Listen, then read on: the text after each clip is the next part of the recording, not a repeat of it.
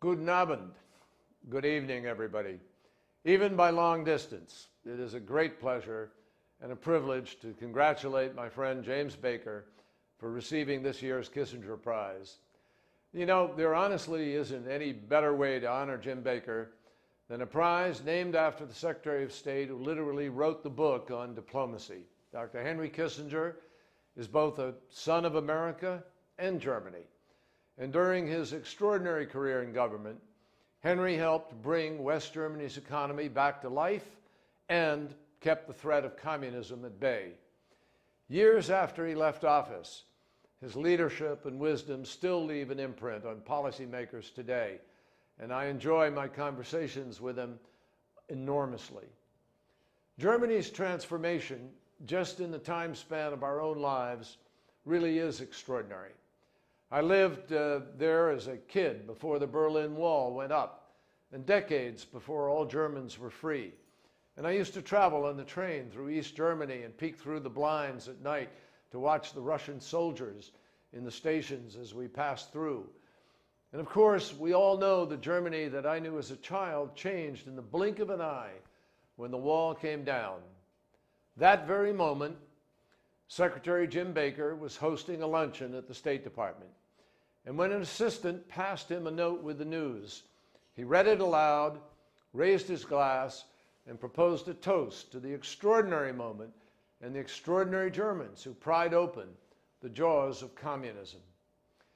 But Jim's work was just beginning. The communist regime in Moscow collapsed so quickly that we needed an incredibly steady hand at the tiller. And Jim was that steady hand. In the pivotal weeks and months that followed, he shuttled from capital to capital to rally support for a unified Germany. He reassured leaders, he negotiated differences, and he worked hand in hand with other Kissinger Prize awardees, President George H.W. Bush and Dr. Helmut Kohl, in order to midwife a reunited Germany into NATO. 25 years later, we only have to look at recent events in Ukraine and our work to combat ISIL in Syria and Iraq in order to understand how genuinely important the unified Europe and a strong Germany are to global stability and peace today. I had a front row seat in the United States Senate to watch and appreciate the scope and scale of what Jim Baker did as Secretary of State. This is the guy who made the lonely decision to plunge headlong into the Middle East peace process at a time when there was very little support for it.